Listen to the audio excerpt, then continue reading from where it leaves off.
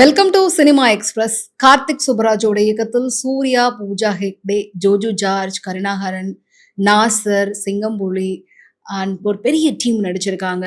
Retro இந்த படத்தோட ரிவ்யூவை பார்க்க போறோம். ஏன்னா அந்த காஸ்டிங் டீமே வந்து பார்த்தீங்கன்னா நோட் பண்ணி சொல்லணும், அந்த அளவுக்கு இருக்கு. ஜெயராம் நடிச்சிருக்காரு, அப்புறம் பிரகாஷ் ராஜ், சுஜித் சங்கர், சுவாசிகா, சிங்கம்புலி, தமிழ், பிரேம்குமார், மாதிரி ஒரு பெரிய டீம் அப்படின்னு தான் சொல்லணும். ரெட்ரோவோட டீசர் பார்த்துட்டு இந்த படத்தோட கதை என்ன அப்படிங்கிறத நீங்க முடிவு பண்ணீங்க அப்படின்னா உங்களுக்கு ஒரு பெரிய ஏமாற்றம் இருக்கும். பிகாஸ் நீங்க டீசர்ல ட்ரெய்லர்ல பார்த்ததுக்கும் படத்துக்கும் வந்து பார்த்தீங்கன்னா ஏகப்பட்ட டிராஸ்டிக்கான டிஃப்ரென்சஸ் இருக்கும். சில டைரக்டர்ஸ் மட்டும்தான் டைரக்டா வந்து தன்னோட படத்தோட கதை இதுதான், அதோட ஷார்ட்டான ஒரு ஃபார்ம் தான் இதனோட டீசர் ட்ரெய்லர் அப்படிங்கிறத ரிவீல் பண்ணுவாங்க. பட் சில டைரக்டர்ஸ் வந்து பார்த்தீங்கன்னா ட்ரெய்லர் கட்ஸை வந்து பார்த்தீங்கன்னா ஆடியன்ஸை வந்து தேட்டருக்கு வர வைக்கணும் அப்படிங்கிறதுக்காக கட் பண்ணுவாங்க. ஸோ அந்த வகையில் ஒருத்தர் தான் வந்து பார்த்தீங்கன்னா கார்த்திக் சுப்ராஜ்னு சொல்லணும். ஸோ நீங்கள் டீசர் ட்ரெய்லரில் பார்த்ததுக்கும் இந்த படத்துக்கு வந்து பார்த்தீங்கன்னா ஏகப்பட்ட விஷயங்கள் வந்து நீங்கள் கெஸ் பண்ண முடியாத அளவிற்கு இருக்கும். முழுக்க முழுக்க நாடி நரம்பு புத்தி சதை எல்லாத்துலேயுமே வந்து அடிதடி ஊறி போன ஒரு ஹீரோ காதலுக்காக எல்லாத்தையும் விட்டுட்டு கடல் கடந்து வர்றாரு. அந்த காதலுக்காக எல்லாத்தையும் ஒவ்வொரு டைமும் விட்டுட்டு பிறகும் ஏதோ ஒன்று அவரை மறுபடியும் மறுபடியும் கொண்டு வந்து அடிதடிக்குள்ளேயே சிக்க வைக்குது.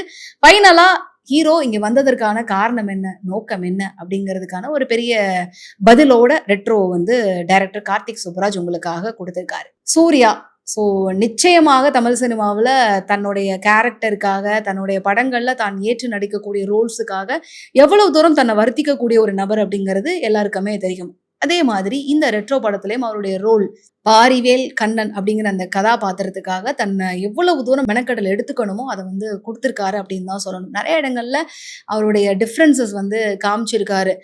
கிட்டத்தட்ட இந்த படத்துல வந்து ஹீரோ வந்து பாத்தீங்கன்னா ஃப்ரம் த பிகினிங்லேருந்து கடைசி வரைக்கும் சிரிக்காமலே இருக்கிற மாதிரி தான் இருக்கும். நான் கூட எங்கேயாவது வந்து சின்ன ஒரு இதுலையாவது வந்து அந்த ஸ்மைல் ஒரு ஃபேஸ் வந்து வெறியில வந்துருமா அப்படிங்கிற மாதிரி தேடிலாம் நோட் பண்ணி வச்சு பார்த்தேன். பட் ஆனால் எப்போ அந்த டைரக்டர் வந்து இந்த கேரக்டர் சிரிக்கணும் அப்படின்னு நினைக்கிறாரோ அப்போ மட்டும்தான் சிரிப்பேன் அப்படின்னு அளவெடுத்து செஞ்ச மாதிரி அந்த கேரக்டருக்கு கடைசி வரைக்கும் அப்படியே வந்து இருந்திருக்காரு அப்படின்னு தான் சொல்லணும். ஸோ கண்டிப்பாக வந்து சூர்யாவுடைய நிறைய படங்களில் இதுவும் வந்து ஒன் ஆஃப் த பெஸ்ட் ஃபிலிமாக இருக்கிறதுக்கு நிச்சயம் வந்து வாய்ப்புகள் இருக்கு. So coming to Pooja Hegde, அவங்களுக்கு கொடுக்கப்பட்ட ரோலை வந்து அவங்க பண்ணியிருக்காங்க அப்படி தான் சொல்லணும். அதே மாதிரி ஜோஜு ஜார்ஜோடைய ரோல் டிப்பிக்கலாக வந்து நம்ம கார்த்திக் சுப்ராஜோடைய படங்களில் வந்து வில்லனுடைய கேரக்டர்ஸ் வந்து பார்த்தீங்கன்னா நம்ம ஆல்மோஸ்ட் கெஸ் பண்ணிடுவோம். யூஸ்வலாக இருக்கிற மாதிரி இருக்க மாட்டாங்க. அவங்களுக்கு இருக்கக்கூடிய குணங்கள் எல்லாமே வந்து பார்த்தீங்கன்னா வித்தியாசமாக இருக்கும். இந்த டிப்பிக்கல் ஃபேமிலி சென்டிமெண்ட்டுக்குள்ள எல்லாம் சிக்காத ஒரு ஆளாக இருப்பாங்க. அதெல்லாம் வந்து நீங்கள் அரிய வகையாக பார்ப்பாங்க. ஸோ அந்த மாதிரியான கேரக்டர்ஸ் எல்லாம் வந்து பார்த்தீங்கன்னா அவர் நிறைய காஸ்டிங் பண்ணியிருக்காரு அவருடைய படங்களில். ஸோ அதே மாதிரி ஒரு வகையறாவத்தான் எனக்கு ஜோஜு ஜார்ஜோடைய கேரக்டர் வந்து இந்த படத்தில் தெரிஞ்சது.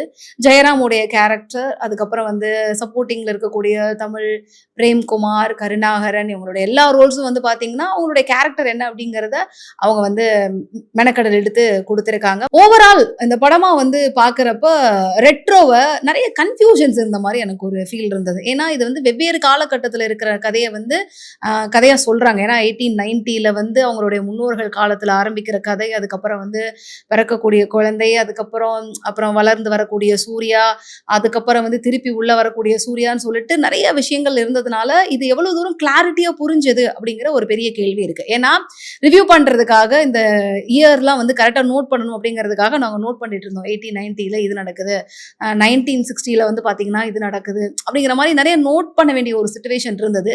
இது ஜென்ரல் ஆடியன்ஸ்க்கு வந்து பாத்தீங்கன்னா இவ்வளவு தூரம் நோட் பண்ணி ஏதோ ஹோம்ஒர்க்லாம் எழுதி குறிச்சு வச்சுக்கணும் அப்படிங்கிற மாதிரியான ஒரு சிச்சுவேஷனா அப்படிங்கிற ஒரு சின்ன கேள்வி இருக்கு. ஸோ இந்த ஸ்டோரி டெல்லிங் வந்து பாத்தீங்கன்னா இன்னும் சிம்பிளிஃபை பண்ணியிருக்கலாமோ அப்படிங்கிற மாதிரியான ஒரு சின்ன ஃபீல் வந்து அங்கங்க ஏற்படுது. பட் இப்போ வரக்கூடிய படங்கள்ல இந்த 2025 வந்து பாத்தீங்கன்னா கிட்டத்தட்ட மே மந்த்துக்கு நம்ம வந்துட்டோம். அத்தனை படங்கள் ரிலீஸ் ஆயிருக்கு. அதுல பெரும்பாலும் வந்த படங்கள்ல ஹிட்டான படங்கள்ல நாஸ்டால்ஜிக் ரெஃபரன்ஸ் இருக்கக்கூடிய படங்கள் வந்து பாத்தீங்கன்னா மக்கள் கிட்ட அதிக அளவுல வந்து பெயர் வாங்குச்சு. அதுக்கு என்ன காரணம் அப்படின்னா, என்னதான் வந்து நம்ம வந்து பல விஷயங்கள்ல அட்வான்ஸ்டா வந்து முன்னோக்கி போயிட்டு இருந்தாலும் இப்பயும் நம்மளை வந்து ஆசுவாசப்படுத்துறதுக்கு இந்த நாஸ்டால்ஜிக்கான சில மெமரிஸ் வந்து தேவைப்படுது அப்படிங்கிறத இப்ப சமீபத்துல நம்ம ரசனை வந்து சொல்லிடும் அப்படின்னு நினைக்கிறேன். அதனாலதான் அது எல்லாத்துக்குமே வந்து நம்ம வந்து ரியாக்ட் பண்றோம், கைத்தட்டி சிரிக்கிறோம், ரசிக்கிறோம் அப்படின்னு தான் சொல்லணும். ஸோ இந்த படத்துலயுமே வந்து நிறைய நாஸ்டால்ஜிக் ரெஃபரன்சஸ் வந்து கொண்டு வர்றதுக்கு கார்த்திக் சுப்பராஜ் வந்து பண்ணியிருக்காரு. ஆனா என்னன்னு பாத்தீங்கன்னா அவருடைய ஓன் படங்களான ஜிகர்தண்டா சினிமால இல்லாம எல்லா விதமான ரெஃபரன்சஸையும் வந்து நாஸ்டாலஜிக் ஃபீலிங்கையும் வந்து கலந்து கொடுத்த மாதிரி இருக்கு. என்னால வந்து பாத்தீங்கன்னா ஒரு ஜெனரல் ஆடியன்ஸா இந்த படத்தை பாக்குறப்ப எனக்கு கிளாடியேட்டரோட ரெஃபரன்ஸ் தெரியுது, பிரேவ் மேனோட ரெஃபரன்சஸ் வந்து ஃபீல் பண்ண முடியுது. அதே மாதிரி சிங்கம் அந்த ரெஃபரன்சஸ் வந்து ரெஃபரன்சஸ் இந்த சென்ஸ் என்னன்னா ஏதோ ஒரு இடத்துல வந்து நான் ஒரு சிங்கம் சூர்யாவை பாக்குறேன், ஏதோ ஒரு இடத்துல வந்து பாத்தீங்கன்னா சிலுன்னு ஒரு காதல் சூர்யாவை என்னால பார்க்க முடியுது. ஸோ அந்த மாதிரி நான் சொல்ல வரேன். சரிங்களா? ஸோ இந்த மாதிரியான பல இடங்கள்ல வந்து பாத்தீங்கன்னா ஜிகர்தண்டா டபுள் எக்ஸ் இருக்குல்ல, அதோடைய ரெஃபரன்சஸ் வந்து இங்க பார்க்க முடியுது. ஸோ இந்த மாதிரி மொத்தமா இன்னைக்கு இருக்கக்கூடிய சூழலுக்கு இந்த நாஸ்டாலஜிக் ரெஃபரன்சஸ் அப்படிங்கிறது மேண்டேட்டரியா தேவைப்படுதோ அப்படிங்கிற மாதிரியான ஒரு சின்ன கருத்து வந்து சொல்றேன். இது ரெட்ரோலே வந்து இந்த விஷயம் தேவைப்பட்டிருக்கு அப்படிங்கிறதையும் வந்து இந்த இடத்துல சொல்லணும்னு நினைக்கிறேன். பட் நிறைய இடங்கள்ல வந்து பாத்தீங்கன்னா அந்த மேஜிக் ஒர்க் அவுட் ஆயிருக்கு அப்படின்னு தான் சொல்லணும். இது வந்து என்னன்னா நாஸ்டாலஜி இருக்கக்கூடாது அப்படிங்கிறதுக்கான ஒரு இது கிடையாது. அந்த ரெஃபரன்சஸ் வந்து இன்னைக்கு மக்களுக்கு தேவைப்படுது. அது மேஜிக்கலா ஒர்க் அவுட் ஆகுறப்ப அது வந்து அவங்க என்ஜாய் பண்றாங்க. அப்படி இல்லை அப்படிங்கிறப்ப இது ஏன் அப்படிங்கிற மாதிரி ஒரு கேள்விக்கு வந்துடுறாங்க. அதை தான் நான் வந்து சொல்லணும்னு நினைச்சேன்.